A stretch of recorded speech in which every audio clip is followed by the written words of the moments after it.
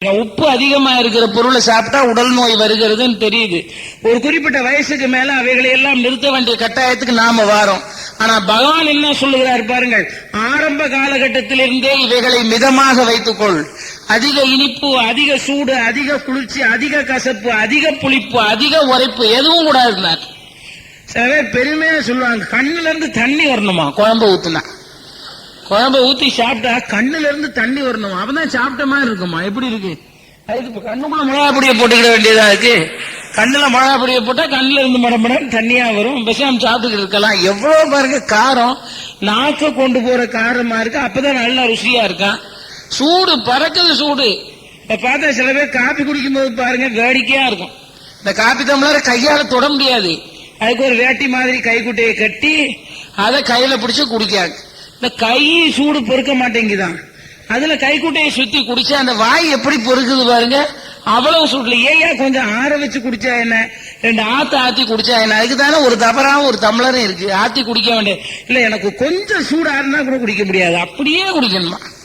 அந்த ஒரு தட்டு இட்லி எடுத்து வச்சா அதுல ஒரு இட்லி தான் வீட்டுக்காரர் சாப்பிடுவாராம். அடுத்த இட்லி சாப்பிடுறதுக்கு அடுத்த தட்டு ஊத்தணுமா? எப்படி இருக்கு பாருங்க வினோதமான. ஏன்னா அதுக்குள்ள ஆறி போதான். அந்த ஒரு இட்லியை சாப்பிடக்குள்ள ரெண்டாவது இட்லி ஆறி போச்சான். அதிக சூடு கிடையாது, என்ன செய்யும்? குடலை பாதிக்கும். கடைசியில் அது அப்பண்டிசைட்டிஸ், அல்சர் எல்லாத்தையும் கொண்டு வருது. அதிக சூடு இந்த குடலுக்குள்ள இருக்கக்கூடிய சாஃப்ட் மெம்பரேன்ஸ், அந்த சாஃப்டஸ்ட் மெம்பரேன்ல இருக்கக்கூடிய சின்ன சின்ன முடிச்சுகள் அதான் சாப்பிடக்கூடிய உணவை செரிமானம் பண்றது. நீங்க அதிக சூட சாப்பிட்டா அது கெட்டு போகுது. கெட்டு போன பிறகு இவனுக்கு சாப்பிடுற சாப்பாடு செமிக்காது. அப்புறம் இவன் சொல்லுவான், என்ன நேத்து சாப்பிட்ட பூரி இங்கேயே இருக்குன்னா. அதான் அது எப்படி பிறகு செரிமானம் ஆகும்? நேத்து சாப்பிட்ட பூரி இங்கேயே நிக்குதான். அப்ப அதிக சூடு, அதிக குளிர்ச்சியும் சாப்பிடக்கூடாது. அதிக சூடு, அதிக உரைப்பு, அதிக புளிப்பு, அதிக உப்பு, அதிக காரம், அதிக கசப்பு எல்லாத்தையும் தவிர அப்ப எல்லாமே மிதமான உணவா இருக்கணும்னாரு. எவ்வளவு அழகா இருக்கு. சமைக்கிறதுக்கு கூட, நாம சாப்பிடுறதுக்கு கூட இவ்வளவு தர்மங்களை கீதையில பகவான் சொன்னார். மேலுலகம் போறதற்கு உண்டான வழி மட்டுமல்ல, நம்முடைய வாழ்க்கையில பின்பற்ற வேண்டிய ஒவ்வொரு விஷயங்களும் கீதையில இருக்கு. யோகஸ்த குரு கர்மாணியன், துக்கத்தையும் நன்மையும் சமமாக கருதி கொண்டு மனதை சமநிலையில் வைத்துக் கொண்டு கடமையை செய்து கொண்டே இரு. பலனை எதிர்பார்க்காதே. மாபலேஷு கதாச்சனா, பலனை எதிர்பார்ப்பதற்கு உனக்கு எந்த அதிகாரமும் இல்லை. கர்மண்யேவாதிகாரஸ்தே மாபலேஷு கதாச்சனா. அதான் கீதையோட சாராம்சமே. கடமை செய்யத்தான் உனக்கு அதிகாரம் இருக்கு, பலனை எதிர்பார்ப்பதற்கு உனக்கு எந்த காலத்திலையும் அதிகாரம் இல்லை. ஆகவே அர்ஜுனா, நீ செய்ய வேண்டிய கடமை தர்மத்தை வாழ வைக்கிற கடமை, அதை செய்து கொண்டு பலனை எதிர்பார்ப்பதற்கு உனக்கு அதிகாரம் இல்லை. பகவான் உபதேசம் பண்ண அவன் நெஞ்சில் இருந்த கலக்கம் விலகிக் கொண்டே இருந்தது. அப்பொழுதுதான் சொன்னார், பார்த்தனே, இந்த போர்ல உன்னை ஈடுபடுத்துவதற்காக நான் இத்தனையும் சொல்லுகிறேன் என்று நினைத்து விடாதே. இது இந்த உலகத்தையே வாழ வைக்கக்கூடிய உயர்ந்த தர்மம். இந்த தர்மங்களை இதற்கு முன்னால் நான் இஷ்வாகுக்கு சொல்லியிருக்கிறேன், இதற்கு முன்னால் நான் விவஸ்வானுக்கு சொல்லியிருக்கிறேன், இதற்கு முன்னால் நான் மனுவுக்கு சொல்லியிருக்கிறேன் பகவான் சொல்றார். அவர் சொல்லிக்கிட்டு இருக்கும் போது அது வரைக்கும் கேட்டுக்கிட்டு இருந்த அர்ஜுனனுடைய மொழி அவ்வளவு சரியா இல்லை. நான் விவஸ்வானுக்கும் விஸ்வாகுக்கும் சொன்னேன்னார். ஒரு மாதிரியா முழிச்சான். பகவான் பார்த்தார், ஓஹோ, இந்த துவாபர யுகத்துல உனக்கு உபதேசம் பண்ணிட்டு இருக்கிறனா, விவஸ்வான் எப்ப இருந்தான், இஸ்வாகு எப்ப இருந்தான், அவனுக்கு எப்படி உபதேசம் பண்ணி இருக்க முடியும்னு நினைக்கிறாயா? அர்ஜுனா, என் அவதாரம் உன் பிறப்பை போன்றது அல்ல. நீ நினைத்தால் இந்த உலகத்தில் நினைத்தவுடன் பெருந்து வர முடியாது. நீ நினைத்தால் இந்த உலகத்தை விட்டு நினைத்தவுடன் போய்விட முடியாது. ஆனால் நான் நினைத்தால் என் அவதாரமானது பூமியில் நினைக்கும் போது சம்பவிக்கிறது. என் அவதாரம் எப்பொழுது சம்பவிக்கும் என்று உன்னிடத்தில் சொல்லுகிறேன் கேள். உலகில் எப்பொழுதெல்லாம் அதர்மம் மலிகிறதோ, எப்பொழுதெல்லாம் பாவம் பெருகுகிறதோ, எப்பொழுதெல்லாம் தர்மம் நஷ்டப்படுகிறதோ, அப்பொழுதெல்லாம் வளருகிற பாவத்தை வெட்டி எறிந்து அதர்மத்தை விலக்கி தர்மத்தை வாழ வைத்து நல்லவர்களை ரட்சிப்பதற்காக, தர்மத்தை பரிபாலனம் செய்வதற்காக என் அவதாரமானது யுகங்கள் தோறும் நடைபெறுகிறது என்றார். அது என் அவதாரத்தின் ரகசியம் என்று பகவான் அர்ஜுனிடத்தில் சொல்லுகிறார். யதா யதாகி தர்மஸ்ய கிளானிர் பவதி பாரத அபியுத்தானம் அதர்மஸ்ய ததாத்மானம் சிருஜாம்யகம் பரித்ராணாய சாதுனாம் விநாசாய சதுஷ்கிருதாம் தர்ம சம்ஸ்தாபனார்த்தாய சம்பவாமி யுகே யுகே என்றார். யுகங்கள் தோறும் என் அவதாரம் சம்பவிக்க. பகவான் சொன்னான், நான் தர்மத்தை வாழ வைப்பேன், அதர்மத்தை அழிப்பேன், நல்லவர்களை ரட்சிப்பேன், தீயவர்களை தடிவேன், பாவத்தை வீழ்த்துவேன், அறத்தை உயர்த்துவேன். என்னுடைய அவதாரம் அதற்காகவே சம்பவிக்கிறது. உன் பிறப்பை போன்றதல்ல என் அவதாரம் என்றார். அப்பொழுதுதான் அர்ஜுனன், பகவானே நான் உன்னை புரிந்து கொண்டேன் என்றான். அந்த அர்ஜுனனுக்கு உபதேசம் பண்ணுகிறார். அசையாமல் காற்று இல்லாத இடத்துல அசையாமல் தீபம் எரியும். அது மாதிரி உன் மனதை மட்டும் அசையாமல் வைத்துக்கொள். காற்று அலைக்கிற இடமா இருந்தால் தீபம் இப்படி அப்படி அசைகிறது. சுடர் தீபமானது காற்று இல்லாத இடத்துல அசையாமல் எரியும். அது போல உன் மனசை வச்சுக்க. கீழே உட்கார்ந்து உன் முதுகெலும்பு நேராக இருக்கும்படியாக பார்த்து கொண்டு, உன் கழுத்தை வளைக்காமல், உன் கண்களால் உன் மூக்கின் நுனியை பார்த்த வண்ணமாக உன் மனதை பகவானை நோக்கி மேலே எழுப்பி, காற்றில்லாத இடத்தில் அசையாமல் இருக்கிற தீபம் மாதிரி மனசை வச்சு என்னை தியானம் செய். உன் மனம் ஒருமைப்படும். பார்த்தனே, ஒரு மனிதனுக்கு மரணம் என்பது இயற்கை. ஆனால் ஒரு மனிதன் எப்பொழுது மரணிக்கிறான் தெரியுமா? அர்ஜுனனுக்கு பகவான் சொன்னார், அவனுக்கு அபகீர்த்தி நேரும் போது அவன் மரணிக்கிறான். சாதாரண மரணம் என்பது இயற்கையின் சட்டம். ஆனால் ஒருவன் சம்பாதித்த பெயரையும் நல்ல புகழையும் இழக்கிற விதமாக அவனுக்கு ஒரு அபகீர்த்தி ஏற்படுமானால் அந்த அபகீர்த்தி தான் அவனுக்கு மரணம். அது வராமல் இருக்க வேண்டுமானால் உன் நெஞ்சத்தை தூய்மைப்படுத்தி உன் மனதை கட்டுப்படுத்து. தேவையில்லாத ஆசாபாசங்களை உன் மனதை விட்டு அகற்றிவிடு. அதனாலதான் கீதையின் சாரமா ஆண்டாள் பாடினா, சிற்றஞ்சிறுகாலே வந்துன்னை சேவித்து உன் பொற்றாமரை அடியே போற்றும் பொருள்களாய் பெற்றம்மை துண்ணும் குலத்தில் பிறந்தினி குத்தேவல் எங்களை கொள்ளாமல் போகாது. தைப்பறை கொள்வான் அன்றுகான் கோவிந்தா, எற்றைக்கும் ஏழேழ் பிறவிக்கு முந்தனக்கு உற்றோமே ஆவோம், உனக்கே நாம் ஆட்செய்வோம். மற்ற நம் காமங்கள் மாற்றேலோர் எம்பாவாய். மற்ற நம் காமங்கள் மாற்றேலோர் எம்பாவாய். எங்களுக்கு இருக்கக்கூடிய மற்ற விருப்பு வெறுப்பு தீய குணம் எல்லாத்தையும் அகற்றி அங்கன்மா ஞாலத்து அரசரெல்லாம் அபிமான பங்கராயின்னு பாடினாண்டாள். எங்கள் அபிமானத்தை எல்லாம் பங்கம் பண்ணிவிட்டு எங்களுக்கு இருக்கிற காமம், குரோதம், மோகம், மதம், ஆச்சரியம், லோபம் எல்லாத்தையும் நீக்கிவிட்டு எங்களை தன்யர்களாக்கி உன் திருவடியில் சேர்த்துக்கொள் என்று ஆண்டாள் பாடினா. பகவான் சொன்னார், மனதில் இருக்கக்கூடிய தீமை தன்னால் அகன்று உன் மனமானது காற்றில்லாத இடத்தில் அசையாமல் எரிந்து கொண்டிருக்கிற சுடர் தீபத்தை போல இருக்க வேண்டுமானால் உன் மனதை எப்பொழுதும் கட்டுப்படுத்தி தியானத்தில் நிலைத்திருப்பாயாக என்றார். அப்பதான் அர்ச்சுனன் கேட்டான், கிருஷ்ணா பெரிய விஷயத்தை எளிமையா சொல்லிவிட்டியே, காற்றை யாராவது பிடிக்க முடியுமா? நீ காற்றில்லாத இடத்துல அசையாம இருக்கிற தீபம்னு சொல்லிட்ட. நீ சொன்ன உடனே எனக்கு காற்று ஞாபகம் வந்துட்டு, பகவானே காற்று எங்கேயாவது அசையாம இருக்குமா? இந்த காற்று எப்படி அசைஞ்சுக்கிட்டே இருக்கோ அது மாதிரி என் மனசு அசைஞ்சுக்கிட்டே இருக்கு. அதை ஒருநிலைப்படுத்துவது என்ன அவ்வளோ பெரிய காரியம் என்று நினைக்கிறாய் நீ? முடியுமா? இது மனுஷனுக்கு சாத்தியப்படுமா? பகவான் சொன்னார், காற்றை விட வேகமா அசையக்கூடியதுதான் மனசு. ஆனாலும் கூட அர்ஜுனா, பிரயத்தனத்தினால மனசை கட்டலாம், பயிற்சி செய்தால் மனதையும் கட்டுப்படுத்தலாம். அதனால தினசரி அபியாசம் பண்ணு. அபியாசேன தூ கௌந்தேய, அபியாசம் பண்ணு, பயிற்சி பண்ணு. பயிற்சியின் மூலமாக மனதை கட்டலாம். நீங்களும் யானைக்கு மேல ஏறி உட்கார்ந்து இருந்தோம்னா அந்த யானை நம்மளை தலைவுப்புற தூக்கி தள்ளிப்போம். பாகன் பேசாம தானே உட்கார்ந்துக்கிட்டு சந்தோஷமா போறான். உயரமான இடத்துல இருந்து எல்லாத்தையும் பார்த்துக்கிட்டு இந்த யானை மேல உட்கார்ந்து என்ன அழகா போறான். நம்ம ஒரு யானை தலை மேல ஏறி உட்கார்ந்தா நம்மளை தலைகளை ஊத்திப்போம். அந்த பாகனுக்கு பயிற்சி இருக்கு. அந்த யானை மேல எப்படி உட்கார்ந்து போகணும்னு அவனுக்கு தெரியுது, ஒரு பயிற்சி இருக்கு. அந்த பயிற்சியில் அவன் இருக்கிறான். எந்த ஒரு செயலாக இருந்தாலும் பயிற்சியினால் பரிணமிக்கும்.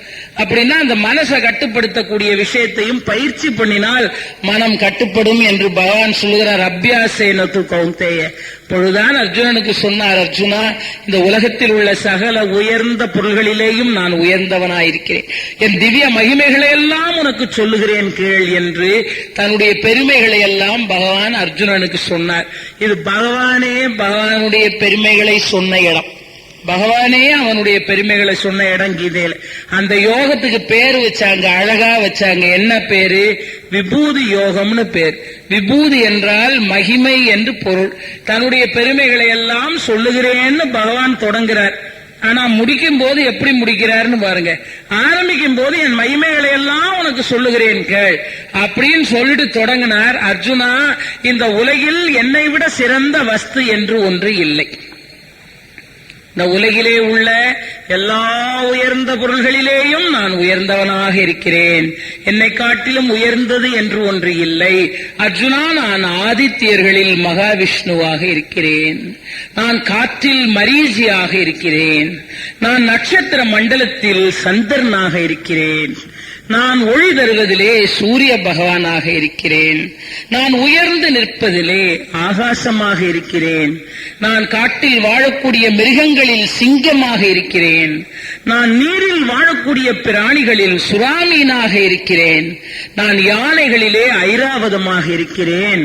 நான் குதிரைகளிலே உச்சை சிரவமாக இருக்கிறேன். நான் வானத்தில் பறக்கக்கூடிய பறவைகளிலே நான் கருடனாக இருக்கிறேன். நான் முனிவர்களிலே நாரத மகரிஷியாக இருக்கிறேன். நான் கவிகளிலே சுக்கரகவியாக இருக்கிறேன். நான் புலவர்களிலே வியாசனாக இருக்கிறேன். நான் தைத்தியர்களிலே பிரகலாதனாக இருக்கிறேன். நான் படை தரிப்போரிலே ராமனாக இருக்கிறேன். நான் வெற்றி பெறுவோரிலே கந்தனாக இருக்கிறேன். நான் வான்வாழ்கிற தேவாதி தேவர்களில் இந்திரனாக இருக்கிறேன். நான் சக்தி படைத்தவர்களில் எல்லாம் ருத்ரனாக இருக்கிறேன். நான் எப்பொழுதும் இசைபாடி திரிவதிலே சித்தர்ரதனாக இருக்கிறேன். நான் விஷ்ணு குலத்திலே பாண்டவனாக இருக்கிறேன். நான் இந்த உலகில் வாழக்கூடிய நீர்நிலைகளிலே நான் கங்கா சமுத்திரமாக இருக்கிறேன். இந்த உலகில் உலவி வரக்கூடிய ஒலிகளிலே நான் ஓம் என்கின்ற பிரணவமாக இருக்கிறேன். இந்த உலகில் காணப்படுகிற அனைத்து மலைகளிலேயும் நான் இமயமாக இருக்கிறேன். நீ பார்க்கிற எல்லா மரங்களிலேயும் நான் அரசமரமாக இருக்கிறேன். நீ கற்று வைத்திருக்கிற எல்லா மந்திரங்களிலும் நான் காயத்ரி மந்திரமாக இருக்கிறேன். நான் எல்லா பருவங்களிலேயும் இளவேனில் பருவமாக நான் இருக்கிறேன். மாதங்களிலே எல்லாம் நான் மார்கழியாக இருக்கிறேன். நான் பெண்களில் நினைவு ஸ்திதி பொறை அடக்கமாக இருக்கிறேன். நான் மகாரிஷிகளிடத்திலே ஞானமாக இருக்கிறேன். நான் வஞ்சகரிடத்திலே நான் சூதாக இருக்கிறேன். நான் ரகசியத்திலே மௌனமாக இருக்கிறேன். நான் எழுத்துக்களிலே அகரமாக இருக்கிறேன். நான் மறைத்துக் கொள்வதிலே மிருத்யுவாக இருக்கிறேன். நான் சக்தி படைத்தோரில் பிரம்மாவாக இருக்கிறேன். என்னுடைய திவ்ய மகிமைகளுக்கு ஒரு முடிவே இல்லை என்றார் பகவான். பார்த்தனே, என் திவ்ய மகிமையில் ஒரு துளியை மட்டும்தான் உனக்கு சொல்லியிருக்கிறேன். என் மகிமைகள் முழுவதையும் என்னால் சொல்ல முடியவில்லை என்றார். விபூதி யோகத்தில் இதே சொல் இருக்கிறது. என் திவ்ய மகிமைகள் முழுவதையும் சொல்ல இயலவில்லை, ஒரு துளியைத்தான் உனக்கு சொன்னேன். அப்ப என்ன? என் மகிமைகளை எல்லாம் சொல்றேன்னு தொடங்கினார். ஒரு துளியத்தான் உனக்கு சொல்லியிருக்கேன்னு முடிச்சிட்டார். வேதத்தில் நானேதான் சாமவேதம் மண்ணுலகம் தேவர்களில் இந்திரன் நான். அப்படின்னா எவ்வளவு பெரிய சிறப்பு பார். அந்த நம்மாழ்வாருடைய திருவாய் மலர்ந்தருளிய பாசுரங்கள் தான் திருவாய் மொழி. அந்த திருவாய்மொழி பேசுகிறது. இந்த விபூதி யோகத்தினுடைய சாரம் திருவாய்மொழியில. திருவாய்மொழி சொல்லுகிறது, உயர்வர உயர்நலம் உடையவன் எவனவன், அயர்வரும் அமரர்கள் அதிபதி எவனவன், மயர்வரும் அதிநலம் அருளினன் எவனவன், துயரரு சுடரடி தொழுதழி என் மனனே. மனதில் உள்ள ஆச்சரியங்களை எல்லாம் தீர்க்கிறவன் யார்? அல்லும் பகலும் அமரர்கள் அடிதொழுது ஏத்துகிறவன் யார்? தனக்கு மேல் உயர்ந்தவன் ஒருவன் இருக்கிறான் என்று சொல்ல முடியாத அளவுக்கு உயர்ந்தவன் யார்? அவன் திருவடிகளை பற்றி கொள்வாயாக. அதான சஹஸ்ரநாமம். கிமேகம் தெய்வதம் லோகம் கிம்வாப்பியகம் பராயணம். தர்மர் கேட்டார், பீஷ்மர் சொன்னார், இந்த நாமாக்களால் பகவான் விஷ்ணுவை எவன் ஒருவன் அர்ச்சனை ஆராதனை செய்கிறானோ இகபர சௌபாக்கியங்கள் எல்லாத்தையும் பெறும். இந்த மாதிரி கீதையில 18 அத்தியாயங்கள் என்று வைத்தார்கள். பகவான் சொல்லுகிறார், இஷ்ட தெய்வத்தினுடைய திருநாமத்தை சொல்லுங்கள். அதை சொல்றதுக்கு சௌகரியம் கிடைக்கல. 2 எழுத்து இருக்கு, ஓம் என்று 2 எழுத்து பிரணவம். இந்த ஓம் என்று சொல்லிக் கொண்டிருங்கள். ஓம்னு சொல்லிக்கிட்டு இருந்தாலேயே அது ஜபம் பண்ணிக்கிட்டு இருக்கும் போது ஆவி துறக்கிற நிலை வந்தால் அவன் மீண்டும் உலகில் பிறந்து வராமல் திருவடி பேர் பெறுவான். அவன் மூட கர்ப்பங்களில் தூக்கி எறியப்பட மாட்டான் என்று கீதையில் பகவான் சொன்னார். கீதை நமக்கு சொல்லக்கூடியது இதுதான். நம் துக்கங்களை எல்லாம் நீக்குவது கீதை, நம் விஷாதங்களை பிரசாதமாக்குவது கீதை, நம் குழப்பங்களை போக்குவது கீதை, நம் மன துக்கங்களை ஒரே நாளில் முடிவுக்கு கொண்டு வருவது கீதை. 4 கீதை கேட்கணும்னு வச்சாங்க. பகவான் நம்ம பார்த்து சொல்றார், வேற என்ன இருக்கு உலகத்துல உனக்கு? என்னை சரணடைந்தார். இதுதான் என்னை சரணடை. பகவானை சரணடைந்து விட்டோம் என்றால் அவன் நம்மை தன் தோளில் தூக்கி கொண்டு நடக்கிறான். அவ்வளவுதான். என்னால நடக்க முடியும்னு நினைக்கிற வரைக்கும் சுடுமணல்ல நடக்கிற கதையா நாம தகித்துக் கொண்டு திரிய வேண்டும். எப்பொழுது பகவானே நீயே சரண் என்று கையை உதறி விட்டோமோ தூக்கி தன் தோள் மேல் நம்மை வைத்துக் கொள்கிறான். அந்த பிரபத்தி என்கிற சரணாகதி தத்துவம் தான் வைணவ சம்பிரதாயத்தின் ஜீவனாள். அதைத்தான் தினசரி காதுல நீங்க கேட்கறீங்க, சரணம் பிரபத்தியே, சரணம் பிரபத்தியே, சரணம் பிரபத்தியே. இதான காதுல கேட்டுக்கொண்டிருக்கிறது. வினா வெங்கடேசம் நனாதோ நனாதோ சதா வெங்கடேசம் ஸ்மராமி ஸ்மராமி. ஹரே வெங்கடேச பிரசீத பிரசீத, பிரியம் வெங்கடேச பிரயச்ச பிரயச்ச. வெங்கடேசம் நனாதோ நனாதோ.